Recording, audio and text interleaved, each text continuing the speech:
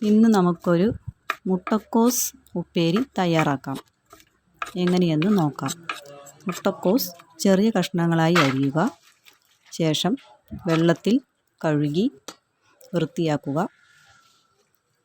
ചീൻചട്ടി അടുപ്പത്ത് വെച്ച് മുട്ടക്കോസ് അരിഞ്ഞത് ചേർക്കുക. ഒരു നുള്ള് മഞ്ഞൾപ്പൊടി, കുറച്ച് പാകത്തിന് ഉപ്പ് എന്നിവ ചേർത്ത് അതിലൊന്ന് ആവിയിൽ കയറ്റുക. ഒരു 2 മിനിറ്റ് ആവിയിൽ കയറ്റിയതിന് ശേഷം തുറന്ന് അതിൽ വെള്ളമുണ്ടെങ്കിൽ അതേ വറ്റിച്ച് കളയുക. നാളികേരം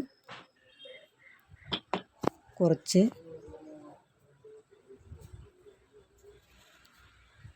ചതച്ചത് മാറ്റി വയ്ക്കുക. ശേഷം ചീൻചട്ടിയിൽ കുറച്ച് വെളിച്ചെണ്ണ ഒഴിച്ച് അതിൽ കടുകിടുക. തുവരപ്പരിപ്പ് കുറച്ചിടുക. പച്ചമുളക് വേണമെന്നുള്ളവർക്ക് പച്ചമുളക് ഇടാം, വേണ്ടാത്തവർക്ക് വേണ്ട. നാളികേരം ചതച്ചത് ഇടുക.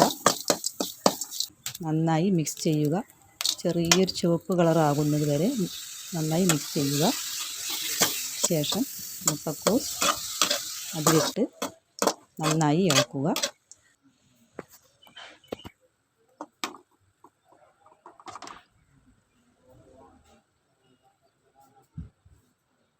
മുട്ടക്കോസ് റെഡി.